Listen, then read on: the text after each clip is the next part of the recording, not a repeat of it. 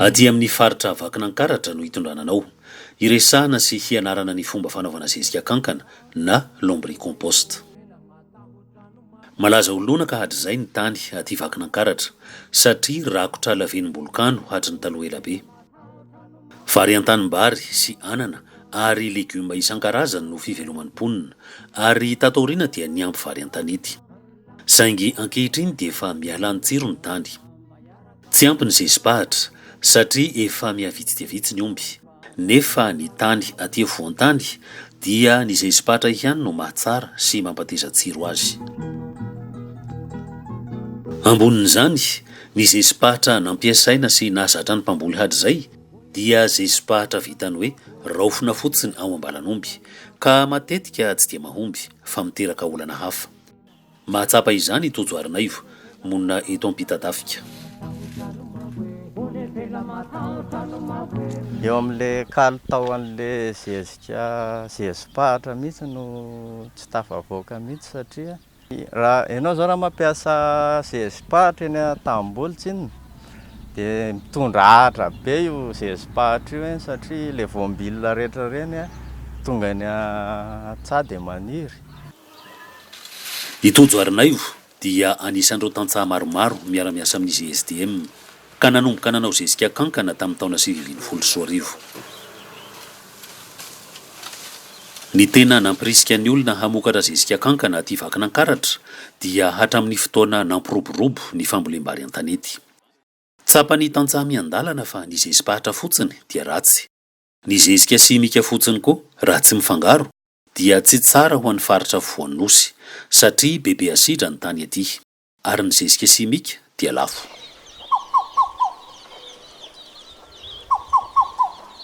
Ny fanamboarana zezika kankana na lombricompost sy ny karazana compost hafa dia anisan'ireo karazana teknika mpambolena agroekôlôjika apariakin'izy SDM aty amin'ny faritra Vakinankaratra amin'ny alalan'ny tetikasa manitatra faharoa izay misehatra amina komuna 17.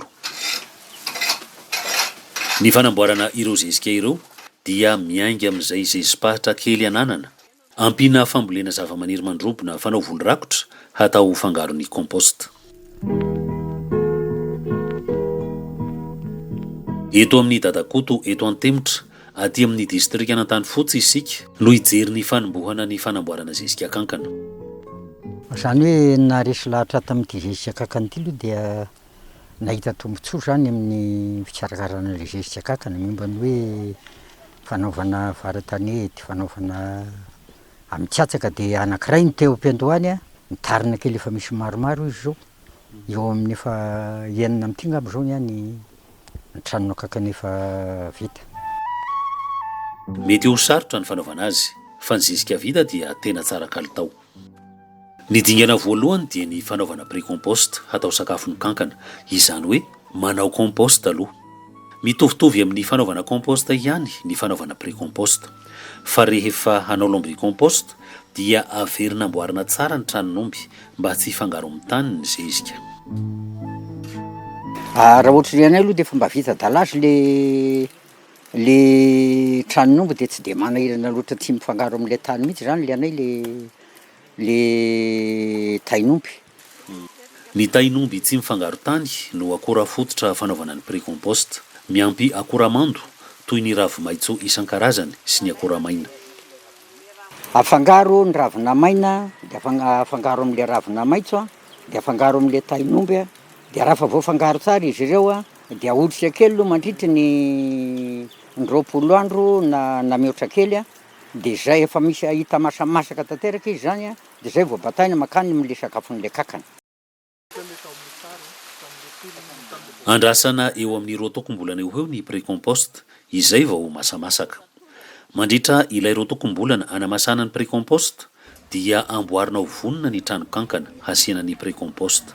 Akora misy eto amin'ny manodidina no ampiasaina: hazo, bararata, tovopeta, ambonambona birikitany manga na birikitany ary fotaka miaro tain'omby no atao rihitra sady atao lalotra. Ny velarany atolona le olona aloha zany farafahakeliny 2 metatra ny lavany, 2 metatra ny sakany ary ny havony manana havo eo amin'ny 9 cm eo ny avo le izy.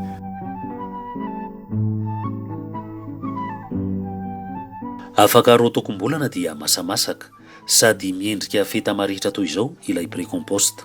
Io no antsoina amin'ny teny frantsay hoe beurre de fumier ary efa mamoaka ilay fofonjezika izay mahatamana ny kankana. Ty zao le compost mbola tsy de tena vita, le mbola tsy de masamasaka fa ho de le nandritra ny 20 andro de hoentina kary am'le trano kankana. Io zany sakafony. Io zany zao sakafony. Rehefa tafiditra ao anaty trano kankana ny précompost dia tondrahana rano. Avy eo dia fandrina ny kankana ka arotsaka ao anaty précompost. Tondrahana rano atao mando tsara ny trano kankana. Avy eo dia rakofana bozaka ary saronana tselena mainty. Ny antony tselena mainty dia satria mila toerana maizina tanteraka tontolo andro sy tontolo alina ny kankana vao mazoto homana, hahazoana ny zezika ilaina. Asiana tafo ny trano kankana hierovana azy sy ny sakafony amin'ny orana sy ny rivotra ary ny hainandro. Andrasana andro maromaro vao vonona tanteraka ny zezika. Mandritra izany fotoana izany dia tsiritsirihana matetika ny trano kankana. Raha sendraka maigna be dia mila fanondrahana kely. Raha ohatra ka mando be indray dia aleo kendrena zany le hafananan'le zezika, sendra mbola nisy hafanana dia tsapatsapana matetika dia tondrahana rano raha sendraka mahamay le zezika. Ny tainomby nomasahana niaraka tamin'ny ravina no akora fototra natao sakafon'ny kankana. Ny tainy kankana avy nandan'ny précompost kosa no lombricompost na zezika kankana. Maromaro ireo tantsaha ty vakinankaratra mamokatra zezika kankana. Anisany mino aty Ambohitriny be, aty Betafo. Eo ampihotazana ny vokatra mino izao hitantsika izao. Toy izao vovoka mainty izao ny endriky ny zezika kankana rehefa vita. Rehefa mipetraka iray volana latsaka kely ao anaty trano kankana ny zezika compost dia mivadika ho zezika tai-kankana tahak'izao. Dia rehefa masaka tahak'izao le izy dia apetraka aty amin'ny trano, aty amin'ny efitra maizina, tsy tratra amin'ny masoandro. Dia apetraka 120 andro aty izy dia fohy indray ny atody kankana. Dia rehefa fohy ny atody kankana dia izay izy voadiovina sy tsiponina ny zanakankana dia atao anaty sase na atao anaty kitapo amidy na hoentina eny an-tanimboly. Sady mampiasa ny zezika kankana amin'ny famboleny mino no mivarotra ny vokatra.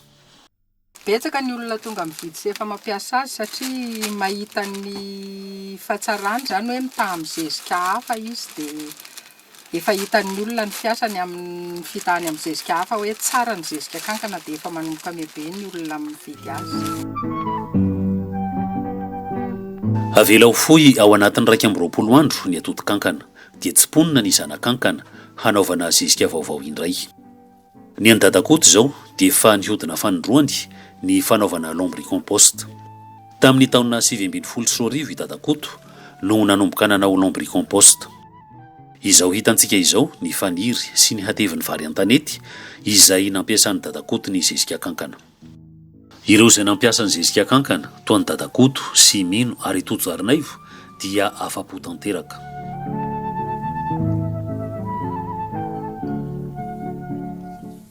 Io zao za tsy nampiasa tsy afaka ny zezi-pahatra kely fotony ny natao dia zezika kankana tolo ny nampiasako tamin'io dia io zao nivokatra amin'io.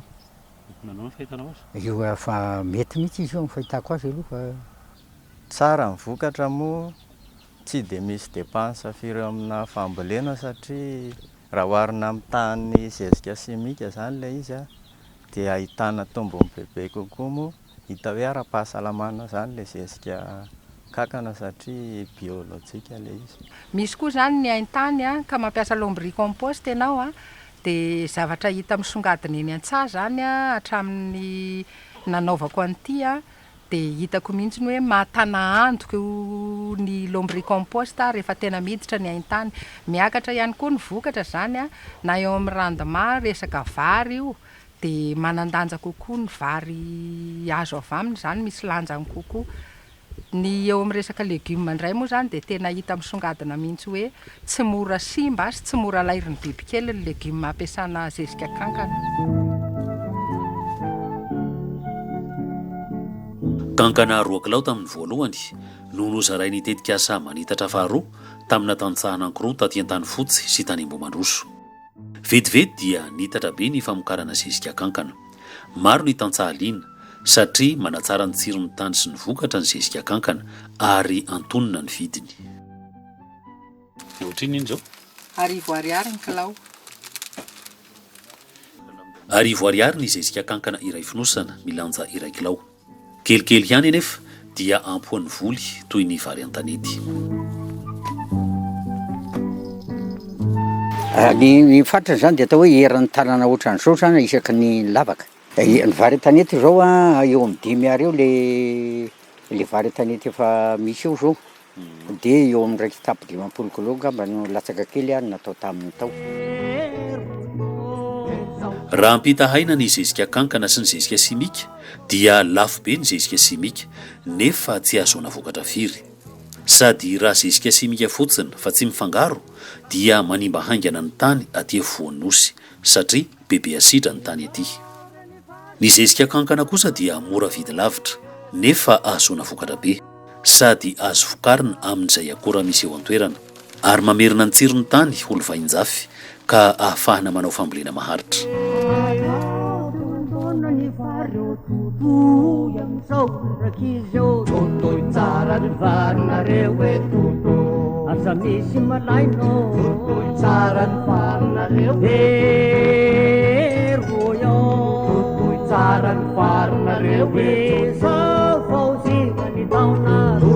Sarang